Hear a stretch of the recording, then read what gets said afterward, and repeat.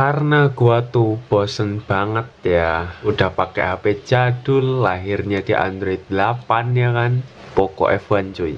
Jadi di sini Masyan tuh barusan mencoba memasang custom ROM ya, Androidnya ini 14. Untuk base custom ROM itu AOSP atau Android Open Source Project, dan di custom lagi yang diberi nama Evolution X ya guys ya.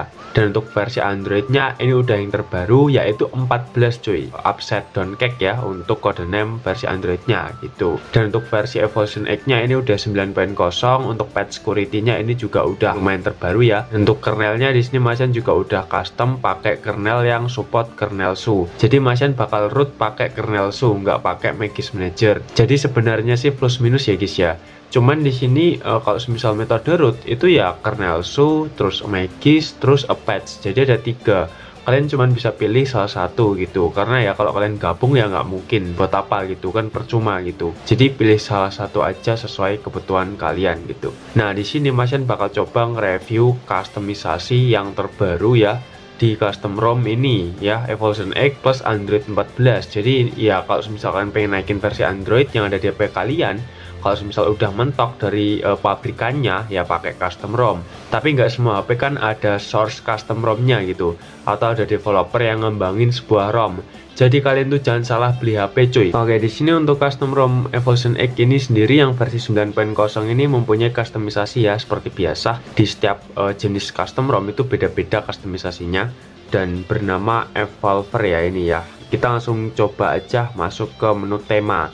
Nah untuk tema ini ada banyak banget ya, ada menit setting yang kalian bisa atur-atur sesuka kalian di sini.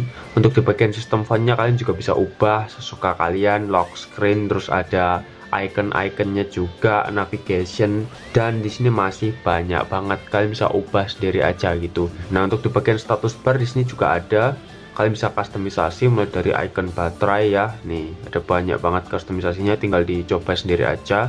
Dan bisa modifikasi logo ya di kiri atas itu. Dan di sini untuk di bagian quick settingnya ini juga bisa kita custom mau berapa baris, berapa jumlah yang ada di sini, daripada kalian perlu geser-geser kayak gini ya. Nah ini bisa lewat sini, jadi emang udah bener-bener enak banget. Dan ya pokoknya banyak lah cuy customisasi di ROM ini gitu.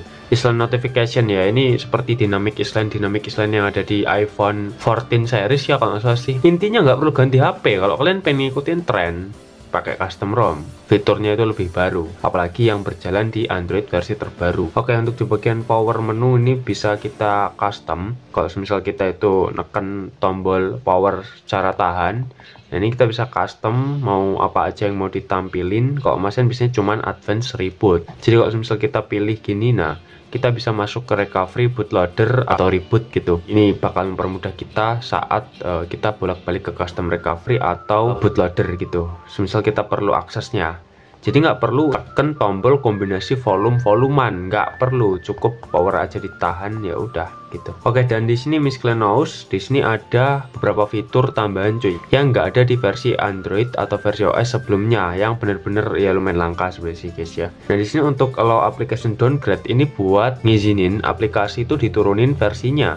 Jadi kalau semisal kita itu ada bug setelah update aplikasi, kita bisa turunin tanpa menghapus aplikasi atau datanya tersebut. Jadi ini menurutku ini kepakai, jadi aktifkan aja. Nah untuk di bagian compound spoofing ini ya kayak gini guys ya, kita bisa fake integrity-nya. Kalau misalkan perlu ini kita bisa aktifin aja. Terus ini ada, nah fungsi dari static encryption ini untuk ngefake itu ya apa namanya enkripsi ya. Semisal kalian tuh udah flash DFA, itu otomatis bakal not encryption, dan ini bakal bikin encryption kalau kalian aktifkan.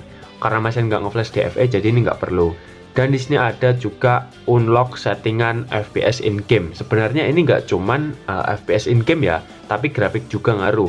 Jadi kalau misal HP kalian tuh cuman mentok di 60 fps tapi grafiknya itu juga nggak kebuka, ini intinya bisa nge-unlock settingan yang ada di game kalian. Jadi nggak cuman FPS tapi grafik juga, jadi bisa kepakai gitu. Oke, itu untuk fitur customisasinya. Coba fitur yang lain bang, yang basic lah. Nah untuk di bagian baterai dulu lah. Baterai ya kayak gini, thermal profile. Ini sebenarnya kalian nggak perlu pakai modul ya cuy. Kalau misalkan perlu main game, kalian tinggal ubah aja nih, misal Play Store ini adalah game.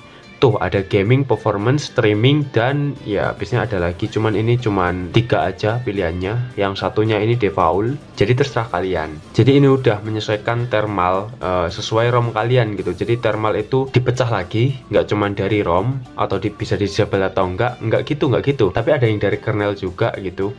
Jadi emang bener-bener banyak jenis thermal ya, kalau misal kita itu tahu, gak cuma dari ROM tersebut. Dan di sini ada kontrol pengisian daya. Ini lebih baru, kalau misal kita aktifkan, kita masuk ke mode pengisian daya. Di sini kita bisa pilih jadwal otomatis atau custom. Dan di sini yang terakhir ada limit charging ya. Jadi nanti kalau misal HP kalian tuh baterainya udah nyentuh limit yang kalian udah atur, di sini ini bakal mempermudah kalian. Dia nggak bakal ngisi lagi.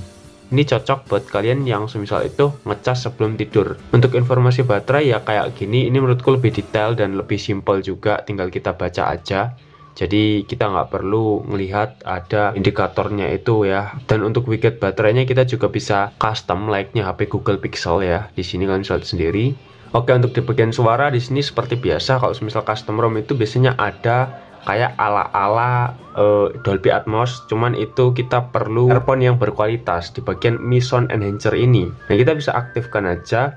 Nah, kita bisa pilih mau profile dari apaan. Ini untuk headsetnya kalian bisa bebas ya, atau earphone-nya ya, misal ini. Terus untuk presetnya kita bisa pilih, nih ada bass juga BTW, dan ya kalian bisa lihat sendiri ada banyak banget pokoknya, silahkan dicoba sendiri aja. Nah, untuk layar sih nggak ada yang spesial ya, dari Android sebelum-sebelumnya juga itu masih sama aja, mungkin tergantung device-nya itu support atau enggaknya.